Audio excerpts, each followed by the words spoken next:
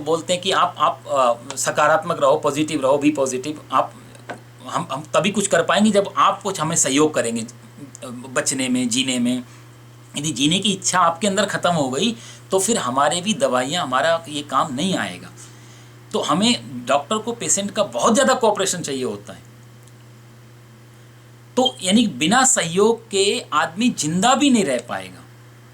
भगवान उसी बात को कह रहे हैं कि तुझे बाहर के कर्म, तुझे दिखाई दे रहा है कि तू धनुष बाण चला रहा है, तू धनुष बाण चलाना छोड़ देगा, लेकिन तू यहाँ पर गुरुजनों को ना मार कर वही निशाना पशु पक्षियों पर लगाएगा जंगल में जाके, तो वो भी तो कर्म होगा। कर्म को कैसे छोड़ेगा? तो यदि पूरब या पश्चिम बोलें, पूरब ने कर्म को छोड़ने की कोशिश की सन्यासी बन करके, पश्चिम ने कर्म को छोड़ के कोशिश की यंत्रों पे डाल करके,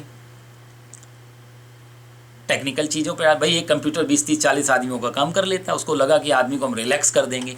विज्ञान को शायद आज नहीं कल पता लगेगा, जिस दिन व्यक्ति फ्री होगा तो करेगा क्या फिर वो, क्योंकि भगवान गीता में तो कह चुके हैं इस बात को, ना ही कश्चित क्षणमपि, इंसान कर्म किए बिना रह नहीं सकता।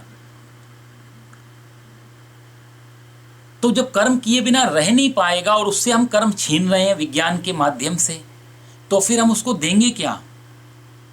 और आजकल के विचारक इस बात से परेशान है कि इंसान जितना खाली होगा, वो कहावत है ना कि एम्प्टी माइंड डेविल वर्कशॉप, शैतान का घर हो जाता है खाली दिमाग। Empty mind is a devil workshop. तो आदमी को यदि अच्छी दिशा दे दी तो ठीक है। यदि जैसे पानी आ रहा है पहाड़ से और हमने आगे बांध लगाते गए तो भयंकर फिर बाढ़ आएगी, पानी को रोकेंगे। तो पानी यदि चल रहा है एक दिशा में, चलने दें। ये शरीर की ऊर्जा है, ये मांगती है काम। यदि इसको काम नहीं दिया गया तो ये ऊर्जा विस्फोट होगी। ध्यान करना हमको आता नहीं, ऊर्जा को दिशा देना हमें मालूम नहीं, कर्म भी हमने छोड़ दिए, तो जो ऊर्जा इकट्ठी होगी उसको कहाँ भेजेंगे फिर? इसलिए आप देखो कि सैटरडे संडे, मैं पढ़ रहा था एक बार कि सैटरडे संडे अमेरिका और जिन देशों में वीकेंड के है कि 2 दिन छुट्टी दें, इन्हीं 2 दिन में जितने कलेश होते हैं, जिनमें जितनी लड़ाई झगड़े होते हैं, 60 to 80% इन सैटरडे संडे में हो जाते हैं। आदमी खाली है उस दिन। भाई 5 घंटे तो 8-9 घंटे काम करके आएगा, होश भी नहीं होता। जो मिल जाए खिला दो, जो मिल जाए पिला दो, फटाफट अब रिलैक्स रहने, होश भी नहीं। किसको ऊर्जा है ही नहीं शरीर में। लड़ने के लिए भी तो ऊर्जा चाहिए, कलेश करने के लिए ऊर्जा चाहिए। तो कहते हैं जितना आफत इन 2 दिनों में आती है उन 5 दिनों में नहीं आती। यदि क्राइम हिस्ट्री देखे जाए पुरानी तो सब। तो भगवान श्री कृष्ण कितना सुंदर बात, कितना भविष्य वक्ता की तरह बात कर रहे हैं आने वाले टाइम में। उस समय भी ये नियम लागू होता था, आज भी वो नियम लागू है कि अर्जुन यदि एक भी क्षण कर्म किए बिना रहा नहीं जा सकता, तू कर्म छोड़ के भागेगा तो कर्म को स्वरूप बदल देगा, कर्म का टाइप बदल जाएगा तेरे। लेकिन कर्म तेरे से होगा, और जब टाइप बदलेगा तो पता नहीं वो किस टाइप का तू कर्म करने लग जाए। वो भयंकर भी हो सकती। हमारे अंदर जानकारियां नहीं है, हमारे अंदर होश नहीं है, तो फिर हमारे से गलत कर्म हो सकते हैं।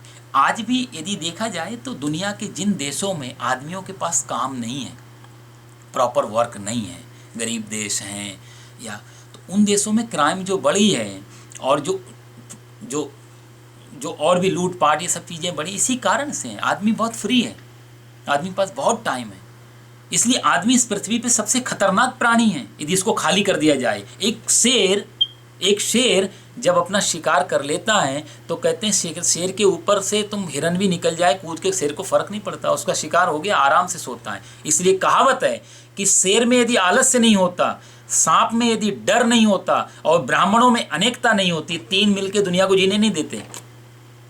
ब्राह्मणा नाम अनेकत्वात्। ब्राह्मण का मतलब ये नहीं कि पंडित जी लोग नहीं, विद्वान। आप, बड़ी मजेदार बात है, आप देखेंगे 2 विद्वान कभी एक साथ नहीं रह सकते। अब तक की जितनी भी आप 2 विद्वानों को, परम ज्ञानियों को आप एक साथ रहते हुए कभी नहीं देखोगे, झगड़े होंगे, वो टिक नहीं साइन, रहना ही नहीं पाया होता। बड़े बड़े झगड़े नहीं भी हो तो भी 2 विद्वान एक साथ रह ही नहीं पाएंगे, दोनों की दिशाएं अलग अलग होंगी। बुद्ध महावीर जब आए एक टाइम पे पृथ्वी पे, तो भी आप देखो कभी बुद्ध महावीर आपस में मिल नहीं पाए। एक बार तो ऐसा हुआ, बिहार में एक ही धर्मशाला में दोनों ठहरे हुए थे और रात भर रहे, दिन भर रहे, लेकिन बुद्ध और महावीर आपस में मिल नहीं पाए। अहंकारी थे इसलिए नहीं। ब्राह्मणा नाम अनेकत्वा, शास्त्र कहते हैं ब्राह्मणों में अनेकता नहीं हो। ब्राह्मणों में भी है, पंडितों में भी, आप देखोगे ये दो एक साथ रहना बड़ा मुश्किल है। बुद्धिमान व्यक्ति एक साथ नहीं रह पाते हैं। सर्प में भय नहीं हो। सांप में देखो आप, सांप को काल का दूसरा नाम बोला जाता है, काल स्वरूप सर्प। इसलिए भगवान भोलेनाथ के गले में सर्प है ना, फांसी लगी हुई है एक तरीके की, देखा जाए तो फांसी भी तो ऐसी लगाते हैं। भगवान ने गले में काल की फांसी लगा के रखी हुई है, इसलिए उनको महाकाल बोला जाता है। महाकाल है, फांसी लगी फिर भी जीता हुआ उन्होंने, गले में डाले हुए हैं सब, महाकाल स्वरूप। सर्प में यदि भय नहीं हो, सर्प बहुत डरपोक होता है। और शेर में आलस्य नहीं हो। शेर महाआलसी प्राणी है, पेट भर जाए उसके बाद वो परवाह नहीं करता, उसके ऊपर से खरगोश भी निकले, चूहे भी निकले और हिरन भी निकले, उसको कोई फर्क नहीं। ये तीन लोग मिलके जीने नहीं देंगे। तो यदि हम उस कर्म को आदमी से छुड़ा लेंगे तो यही होगा कि कर्म जो है वो निठल्लापन पैदा करेगा, आलसीपन पैदा करेगा। और इंसान कहते शेर से भी, शेर तो शिकार करने, कर्म करने के बाद आलस्य में चला जाता है, कुछ बिगाड़ता नहीं है। इंसान ऐसा खतरनाक प्राणी है कि उससे काम छीना तो वो काम को दूसरी दिशा में ले जाएगा, नेगेटिव दिशा में ले जाएगा और ऊट पटांग काम कर पाएगा। वो अच्छा काम नहीं करेगा। इसलिए आप देखो तो अच्छे कामों के लिए बुलाना होता है, कितना मेहनत होती है। आप आइए, सुनिए कथा, प्रवचन, सत्संग, माला, कितना मुश्किल काम होता है अच्छा काम करना। बुरे काम, कहीं लड़ाई झगड़ा हो रहा हो चौराहे पे, आप लोग भी प्रैक्टिकल करके देखो, कहीं लड़ाई झगड़ा जो हो रहा है सड़क पे और आप ऑफिस जा रहे हैं और आपको मालूम पड़ जाए वहाँ पे लड़ाई झगड़ा हो रहा है, तो कितना ही लेट हो रहे हैं, 2 मिनट रुकते हैं, देखते हैं क्या हो रहा है, क्या चल रहा है वहाँ पे। बड़ा इंटरेस्टिंग लगता है ये सब देखना, वो नज़ारा कि क्या आपको जैसे कोई बहुत बड़ी चीज़ घटने वाली है और कोई आदमी बीच में आके बचा दे कि नहीं लड़ाई झगड़ा, तो हमें उस पर गुस्सा आता है, अरे क्यों, कुछ घटना घटने वाली, आदमी फालतू मजा खराब कर दिया। निंदा को देखने में, अंदर इन सब चीज़ों को देखने में कितना रस है। भगवान उसी चीज़ को पकड़ रहे हैं कि जिसको देखने में रस है, इसका मतलब वो अंदर चीज़ छुपी हुई है। मानवता के कारण, मोरलिटी के कारण, नैतिकता के कारण हम लोगों ने दबाई हुई है अंदर। जिस दिन हमसे हमारे कर्म छूट जाएंगे उस दिन हमारी वो चीज़ बाहर निकल के आएगी और हम लोग इमोरल हो सकते हैं, खतरनाक है। इसलिए भगवान श्री कृष्ण भरोसा नहीं करते इंसान पे, इसलिए कर्म की दिशा दे रहे हैं। कर्म को मत छोड़, कर्म को कर, जो कर्म कर रहा है वही कर्म कर। कबीर दास ने ज्ञान होने के बाद भी आप देखो कपड़ा बुनते रहते थे। कबीर दास ने कभी कर्म को नहीं छोड़ा। ज्ञान मार्गी थे लेकिन कर्म को पैरेलल रखा उन्होंने साथ में। हाँ, इतना था कि चदरिया अब अपनी नहीं, अब राम जी की है। अब जो बिन राम राम जी की है। कोई आकर के पैसे छोड़ गया तो वो काम आएंगे और नहीं छोड़ गया, फ्री में ले गया तो फ्री में ले जाए। अब राम की चदरिया, राम का कहते हैं राम का खेत और राम की चिड़िया, राम का खेत, खा लो चिड़िया भर भर पेट। अब तदर्थम कर्म कौनते, कर्म तो हो रहा है लेकिन वो उसके लिए हो रहा है, उसके बदले में कुछ परिणाम अच्छा आएगा तो भी स्वीकार है, बुरा आएगा तो भी स्वीकार। अर्जुन से कहते हैं तो जीत और हार को सेंटर में रखे बिना कर्म कर। यदि तू हार को सेंटर में रखेगा तो भी डर के तू युद्ध करेगा, जीत को रखेगा और कहीं हार आई तो तेरे को दुख होगा। इसलिए हार जीत को छोड़। इस समय तेरा सबसे बड़ा कर्तव्य तेरे सामने है, युद्ध करना। तो युद्ध को कर। यदि तू इस कर्म से भागेगा तो सिवाय दुख और अशांति से तो नहीं बच सकता। ना ही कच्चित क्षणमपि जातुक तिष्ठत कर्म कर। कर्म से बचा नहीं जा सकता, कर्म को करना ही पड़ेगा। कर्म को जिसने भी छोड़ने की कोशिश की वो आत्मघाती हो गया। कहीं ना कहीं वो जो स्ट्रेस है, आज कोरोना टाइम में कितने लोग फ्री हो गए। आप देखो कि इसका भयंकर पर आगे आएंगे, अभी तो न्यूज़ दबी हुई हैं, आप देखो कि बहुत सारी ऐसी न्यूज़ आएंगी। सिर्फ खाली होने की वजह से आदमी ने क्या क्या नहीं कर दिया। खाली व्यक्ति बहुत बहुत बहुत खतरनाक चीज़ है। इसलिए फ्री रखना मतलब कहीं ना कहीं तो करें क्या। अर्जुन से कहते हैं यदि कर्म किए बिना रह नहीं सकता इंसान तो फिर कर्म बंधन का कारक है। भगवान इसमें चर्चा कर रहे हैं, कर्म ही बांधता है इंसान, क्योंकि हमारा जन्म होता है वो कर्म के कारण और जन्म में हम कर्म करते हैं, फिर से वो हमको नया जन्म दिलवाता। तो एक साइकिल चलता रहता है इस तरीके का। बिना कर्म के जन्म नहीं होगा और बिना जन्म के कर्म नहीं होगा, क्योंकि मनुष्य एक ऐसी होनी है जहाँ कर्म कर सकते हैं, आत्माएं तो कर्म नहीं कर पाएंगी नया। तो जन्म में कर्म होगा और कर्म से फिर जन्म नया मिलेगा, तो फिर कर्म बंधन, ये तो साइकिल चलता ही रहेगा, इसके कैसे छूटे भगवान। तो भगवान कहते हैं कि कर्म को मत छोड़ो, कर्तापन को छोड़ो, मैं करता हूं वो भाव हटा दो अपने मन से।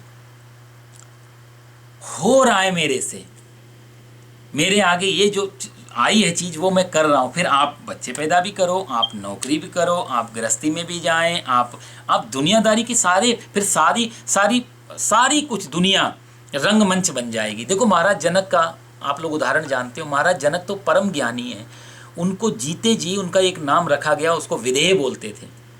विदेह का मतलब होता है शरीर में जो नहीं रहता। महाराज जनक तो शरीर में रहते हैं, राजपाट संभालते हैं, सोने के उनके भवन हैं सब बने हुए, विराट संपदाएं उनके पास। हमारे पास क्या होगा, जितना लग्जरी लाइफ उनके पास थी। विशाल सेना है महाराज जनक की, सीता माता जैसे कि पिता होने का गौरव है उनको इतने, लेकिन उनको फिर भी ज्ञानी लोग विदेह बोलते थे। सुखदेव जी से व्यास जी ने कहा था पिता ने कि सुखदेव मैं तुम्हें भागवत पढ़ा सकता हूँ यदि तुमको महाराज जनक ये कह दें कि तुमने काम और क्रोध को जीता है, तो मैं तुम्हें भागवत पढ़ाऊंगा। जबकि व्यास जी स्वयं ज्ञानी हैं, लेकिन व्यास का जीवन वो ज्ञान मार्गी है, जंगल में रहते हैं, तो लोग इसलिए भी भरोसा नहीं कर पाते। दूसरा क्या था कि पिता थे इनके, तो लोग बोलते चलो पिताजी ने कह दिया, अपने बेटे के लिए तो हर कोई कह देता है ठीक है, जनक इस बात को सिद्ध करें। तो सुखदेव जी को व्यास जी ने जनक के पास भेजा और पीछे से अपना शिष्य भेज दिया और उससे जनक के पास में संदेश भिजवा दिया कि मेरे बेटे को मैं भेज रहा हूँ, आप इसकी परीक्षा लेके देखना कि इसने काम और क्रोध को जीता या नहीं जीता। जनक के पास सूचना पहुंची, इधर पीछे से सुखदेव जी पहुंचे द्वार पे। द्वारपालों से सुखदेव जी ने कहा कि मेरे पिताजी व्यास जी ने मेरे भेजा है आपके महाराज जनक के पास में, और मेरे को वेदांत पढ़ना है उनसे। द्वारपालों ने अंदर जाके सूचना दी महाराज जनक को। जनक ने द्वारपालों से कहा कि उनको कह दो अभी 2-4 दिन मेरे पास टाइम नहीं है, वहीं बाहर ही खड़े रहें, अंदर भी नहीं आने दिया। सुखदेव महाराज खड़े हैं, कर्म कर रहे हैं, वो पिताजी की आज्ञा है वेदांत पढ़ने के लिए आना है, तो जो भी परिस्थिति सामने आए, आज्ञा हुई अंदर से कि बाहर ही खड़े रहो, 4 दिन टाइम नहीं है, शांत भाव से खड़े हैं। नहीं तो इतने बड़े तपस्वी के बेटे हैं, काश उस जगह दुर्वासा होते, परशुराम होते, मुश्किल खड़ी हो जाती, लेकिन सुखदेव जी शांत भाव से खड़े। तीसरे दिन जनक ने अपने द्वारपाल से पूछा जाओ देख के आओ क्या हाल है उनका, उनके मुख पे यदि जरा भी क्रोध की मुद्रा दिखाई दे तो वहीं दरवाजे से वापस कर देना उनको। द्वारपाल ने आके थोड़ी देर में सूचना दी, महाराज पहले क्षण में जो आए थे और जो शांति, जो करुणा उनके चेहरे पे थी, जो कांति, जो शांति थी, वही अभी है, कोई क्षण मात्र भी बदला नहीं है। जनक महाराज की आंखों से आंसू निकल पड़े, क्या करूं, ऐसे दिव्य ज्ञानी का, ब्रह्म ज्ञानी का मैं परीक्षा ले रहा हूं, पिता की आज्ञा लेनी पड़ेगी। ठीक है, उनको भीतर बुलाओ। भीतर बुलाया तीसरे दिन, तो कहते हैं जो अंतःपुर में झूला था जनक महाराज का, सुंदर झूले पे बिठा दिया। अब दास दासियों को भेजा, अपनी सुंदर सुंदर दासियां आई जनक के सुखदेव जी के पास, आकर के चारों ओर बैठ गई। कोई पंखा हिल रही है, कोई बालों में हाथ लगा रही है, कोई सुखदेव जी को स्पर्श कर रही है। सुखदेव जी के कहते हैं वहां पर उनको देख करके खिसके भी नहीं, बचे भी नहीं, क्योंकि बचना भी तभी होगा जब मालूम पड़ जाएगा सामने वाले में कुछ गड़बड़ है या हम में गड़बड़ है, या तो हमारा मन कमजोर है या सामने वाला कमजोर है, तभी तो खिसकेंगे। इतनी भी अवस्था हमें मालूम हो तभी ना। सुखदेव जी को तो इतना भी नहीं मालूम है स्त्री कौन और पुरुष कौन और स्पर्श क्या, और इससे भी कुछ घटित हो सकता है। जैसे थे वैसे ही बैठे रहे, जिसका जो मर्जी आए वो कर रहे। तो कहते हैं जनक जी चरणों में गिर गए, महाराज मैं आपको क्या वेदांत पढ़ाऊं, आप तो स्वयं वेदांत स्वरूप हैं, आपको क्या वेदांत पढ़ा। और लिख करके भेज दिया तुम्हारे बेटे ने काम और क्रोध को जीता है। तो कहने का अर्थ है कि सुखदेव जी लड़े नहीं काम और क्रोध से, सिर्फ जान लिया कि होता क्या है। उन्होंने वही ऊर्जा, क्रोध करने के लिए भी तो सब ऊर्जा चाहिए, ताकत चाहिए शरीर में, कमजोर व्यक्ति क्रोध भी नहीं कर पाता। तो यदि हम क्रोध नहीं कर पा रहे हैं, इसके दो कारण हो सकते हैं, या तो हमें क्रोध को पहचान लिया, या हमारे शरीर में शक्ति नहीं क्रोध करने की। क्रोध भी एक कर्म है। तो सुखदेव जी ने जान लिया कि क्रोध करके, क्रोध एक ऐसी आग है, जैसे मैंने आपको उदाहरण दिया जैन संप्रदाय में, आग का गोला किसी ने फेंक के किसी को मारा, वो आदमी तो बच गया पर हमारा हाथ जल गया, क्योंकि आग का गोला था। तो जिसके हाथ में होता है उसको तो जलाता ही 100% है, सामने वाला बच भी जाए। तो क्रोध एक ऐसा आग का गोला है कि सामने वाले पे हो सकता है वो तीर बेकार भी चला जाए, लेकिन जिसने क्रोध किया वो नहीं बच पाता। तो सुखदेव जी इस बारीकी को जानते हैं कि गुस्सा करने से जनक को प्रभाव पड़े या ना पड़े, पर मेरे मन को दुष्प्रभाव जरूर पड़ जाएगा, वो साइड इफेक्ट मेरे बॉडी को तो जरूर हो जाएगा। और क्या करना क्रोध करके, तो कर्म नहीं छोड़ रहे हैं। वो कहते हैं मैं क्यों पढ़ने जाऊं, मैं क्यों इतनी दूर जाऊं, उनको आ जाना चाहिए, आप ही पढ़ा दो। नहीं, जो आज्ञा हुई है, हमारे भी जीवन में आज्ञाएं हैं, डिमांड है सामने, और डिमांड है सामने तो वो करना चाहिए, बचना नहीं चाहिए उससे, जो भी सामने परिस्थितियां हो। इस श्लोक के अर्थ से भगवान ये भी स्पष्ट करते हैं कि आप किसी भी जाति में, किसी भी धर्म में, किसी भी पद पे, किसी भी काम में हैं, आप उसको उलझन और झंझट नहीं मान सकते इस हिसाब से। क्योंकि यदि यहाँ झंझट है तो झंझट आपकी बुद्धि में है, और वो झंझट दूसरी जगह भी आप खोज लोगे। यहाँ यदि परेशानी है तो वो परेशानी आपके दिमाग में वो कहीं भी खोज ली जाए, क्योंकि आप जहाँ खड़े हैं वहाँ और भी लोग उसी हालत में काम कर रहे हैं। यदि उनको झंझट नहीं लग रही तो आपको क्यों? अर्जुन को युद्ध झंझट लग रहा है, दुर्योधन को नहीं लग रहा है। दुर्योधन से पूछा, दुर्योधन कहता है मजे में, जानामि धर्मम न च मे प्रवृत्ति, जानामि अधर्मम न च मे निवृत्ति। धर्म जानता हूँ, मेरा कोई इंटरेस्ट नहीं उसमें, मैं ये भी जानता हूँ अधर्म क्या है, गलत क्या है, लेकिन मैं उसको छोड़ नहीं सकता, युद्ध कर रहा हूँ। सब शांति से अपना सब लगे हुए युद्ध, सिर्फ अर्जुन पीड़ा में है। भगवान उसकी पीड़ा मिटा रहे हैं कि यदि तू कर्म को छोड़ के भागेगा तो कर्म तो नहीं छूटेगा, तू परेशान हो जाएगा, तू कर्तापन को बदल दे। असली सवाल कर्तापन का है, असली सवाल मैं का है। मैंपन जब जब होगा, मैं कर रहा हूं तो मैं जरूर दुखी होऊंगा। जब मैं नहीं कर रहा हूं, जैसे हम लोग घूमते हैं शाम सुबह, आप हमसे कोई पूछे कहाँ जा रहे हो, कि कहीं नहीं जा रहे हैं। क्या कर रहे हैं? कुछ भी नहीं कर रहे हैं, खाली घूम रहे हैं। तो कुछ भी नहीं कर रहे हैं और खाली घूम रहे हैं, कर्म हो रहा है। तो उसमें घूमने निकले और घर से फ़ोन आ गया, जरा ये काम है, तो हम वापस आ जाते हैं तुरंत। वापस आने के बाद पूछे कि कुछ कहाँ से आए, बोला कहीं नहीं, घूम रहे थे, आपने बुलाया, वापस आ गए। तो जैसे वहाँ पर कोई मोटिव नहीं था, सिर्फ घूमना था, अचानक कोई इमरजेंसी पड़ी, वापस आ गए, तो हमें पीछे कुछ दुख नहीं होता कि कुछ छूट गया। यदि हम वॉक को भी अपने मोटिव से जोड़ लेंगे तो हमें वॉक भी दुख देगी कि आपने बीच रास्ते मेरे को बुला लिया, मैं घूम रहा था, अच्छा वाला मेरा घूमना रह गया। नहीं, साधारणतया घूमना फिरना भी एक ऐसा ही हो गया कि जब मर्जी तब वापस हो जाएं, तो वहां कर्तापन नहीं होता घूमने में। तो बहुत सारे ऐसे काम जीवन में होते हैं जहाँ कर्तापन नहीं होता। कभी भी उठा लो, कहीं भी बैठे हैं, अचानक हम बाहर कहीं घूमने, 10 जगह बैठते हैं, उठते हैं, बैठते हैं, उठते हैं, कोई फर्क नहीं पड़ता, क्योंकि वहाँ कर्तापन नहीं है। जहाँ जहाँ कर्तापन है वहाँ वहाँ दुख है। मेरी सीट रिजर्व है प्लेन में और दूसरा कोई बैठेगा तो झगड़ा होगा यदि वो नहीं उठेगा तो। लेकिन पार्क में घूमने गए, कोई सीट रिजर्व नहीं होती, वहाँ जहाँ जगह मिली वहाँ बैठ गए, आप देखो कितनी आनंद की बात है। लेकिन प्लेन में ऐसा नहीं हो सकता। हालांकि प्लेन में चलो व्यवस्था भी ऐसी नहीं, आप हर जगह बैठ नहीं सकते हैं, लेकिन चलो दूसरी जगह जहाँ पर यदि आपने कोई चीज़ रिजर्व कराई है और वो चीज़ आपको नहीं मिल रही है तो झगड़ा शुरू होगा। लेकिन कई जगह ऐसी है जहाँ हमारा कोई रिजर्वेशन नहीं है, लेकिन गए, जहाँ जगह मिली वहाँ जाके सुविधा अपनी बना ली।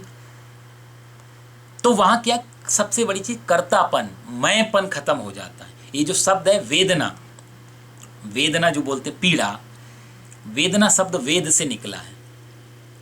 वेद का मतलब होता है ज्ञान, वेद का मतलब होता है जानकारी पूरी, और एक वेद का मतलब होता है वेदना, जिसको हम पीड़ा बोलते हैं। तो यहाँ जो शब्द भगवान कह रहे हैं कि जहाँ मैंपन है, जहाँ जहाँ तेरी जानकारी है, वहाँ पर तू दुखी। जैसे हमारा शरीर है, अब शरीर में पैर का अंगूठे में हमें ध्यान तक नहीं है। आप लोग अभी मेरी बात सुन रहे हैं, आपको ध्यान है आपके पैर में अंगूठा भी है, कोई ध्यान नहीं, लेकिन उस अंगूठे में यदि कोई पिन चुबा दे आकर के तो एकदम से सारी चेतना वहाँ बहेगी, अरे मेरे पैर के अंगूठे में किसी ने पिन चुबा दी। तो जब तक पिन नहीं चुबाई थी तब तक अंगूठे का ध्यान नहीं था। पूरा शरीर, पूरे शरीर में हमारा कोई ध्यान नहीं जाता जब तक उस शरीर में कोई बीमारी नहीं आए, जब तक कोई चुभे नहीं, तब तक शरीर का होश नहीं रहता। तो शरीर का होश इसलिए, आप देखो, बीमारी से ही होश पैदा होता है। जहां बीमारी वहीं सारी चेतना, वहां सारा फोकस हमारा चला जाता है उसमें कि यहां पर दर्द है, यानी कि ये चीज। स्वास्थ्य का, हेल्दी का एक ही मतलब होता है जहां शरीर का ध्यान ही खत्म हो जाए। स्वास्थ्य की परिभाषा की जाए तो उसकी शुद्ध परिभाषा यही होगी जहां मैंपन खत्म हो जाए कि मेरे पास शरीर भी है, जरा भी भूख भी है तो भी शरीर की याद रहेगी। तो जहां आप खुद प्रैक्टिकल करके देखें, जहां जहां हमारी चेतना नहीं है वहां वहां हमें सुख और आनंद है, वहां कुछ बचता ही नहीं। जहां जहां चेतना है समझ लो वहां वहां दुख है, जहां हम फोकस करते हैं। आपकी आवाज जरा बंद करेंगे जी। तो जहां बीमारी है वहां बोध चला जाता है, वहां जानकारी हमारी चली जाती है। तो जैसे शरीर के लेवल पे कोई बीमारी जब नहीं होगी तो हमें शरीर का भी पता नहीं रहेगा। मेरी आवाज आ रही है आपको? हेलो? अच्छा, तो जहां पर बीमारी नहीं होगी तो शरीर का पता नहीं रहेगा। बीमारी होगी और जिस अंग में बीमारी होगी तो सारा बोध, हमारी सारी चेतना, सारा कॉन्शियस वहां जाके इकट्ठा हो जाएगा और बार बार उसको लगा रहेगा। जहां भी पीड़ा होगी, जहां भी एबनॉर्मलिटी होगी वहां पर लगा रहे। तो इसी ऐसे ही अर्थों में देखा जाए तो आत्मा भी हमारी बीमार है। वो बीमारी का नाम है मैं। जब मैं खत्म हो जाता है तो शुद्ध आत्मा बचती है, फिर वहां कुछ भी नहीं बचता। फिर जो हो रहा है सो हो रहा है, जो चल रहा है वो प्रभु इच्छा। ये मैं ही बीमारी है आत्मा की। अर्जुन से भगवान कहते हैं तू मैंपन को हटा दे, तेरी आत्मा ऑलरेडी शांत और मुक्त है। सिर्फ मैं की बीमारी को हटाना है।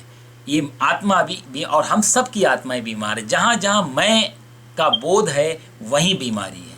असली डिजीज शरीर की नहीं है, असली डिजीज आत्मा की होती है। नहीं तो कई स्वामी रामकृष्ण जी के गले में कैंसर है और मुस्कुराते हैं, बात करते हैं, कोई दिक्कत नहीं। हमको जरा भी सिर दर्द हो जाए, कोई जरा तो हम सब कुछ होते बर्बाद हो गए। कारण क्या? क्योंकि हमने मैं को जोड़ा। हमारी सारी जो आइडेंटिफिकेशन है, हमारी जो सब कुछ, हमारा बाहर का जो मैं बोलते, वो सब हमने अपने मैं को सब चीज़ों में बांट दिया है। ये मेरा, ये मैं, ये मेरा, ये मैं। जब वो चीज़ें या तो मेरे पे कोई अटैक करे या मैं पे कोई अटैक करे तो पीड़ा होती है। भगवान कहते हैं मैं को ही विसर्जन कर दो, मैं को ही हटा दिया, बात ही खत्म हो जाती। फिर तो जो आ रहा हो वो प्रसाद, जो हो रहा हो वो परमात्मा का अनुग्रह।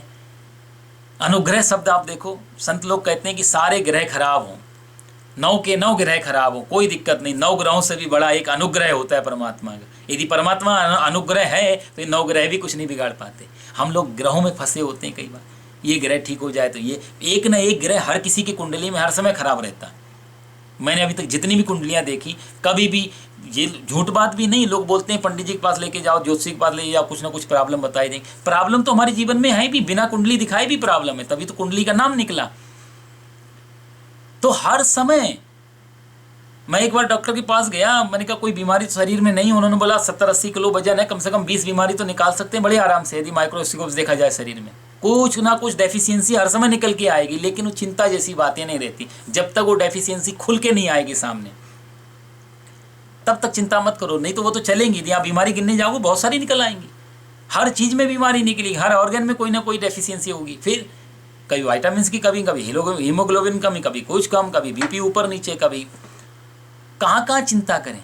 तो हम लोग भी इग्नोर कर देते हैं इन सब चीज़ों को, जो नहीं, अब जहाँ जो हमारे शरीर को नहीं, हमारे आत्मा तक और बुद्धि तक पहुँच रही हैं, चलने दो। तो शरीर हमेशा बीमार है, ये हर किसी का बीमार है, इसको पूर्ण रूप से स्वस्थ कभी नहीं कर पाते। लेकिन यदि वहाँ पर चेतना जाके जुड़ती है तो बीमारी बढ़ती है। चेतना जितनी दूर, मैंपन जितना खत्म होता है, उतनी बीमारी का पता नहीं लगता।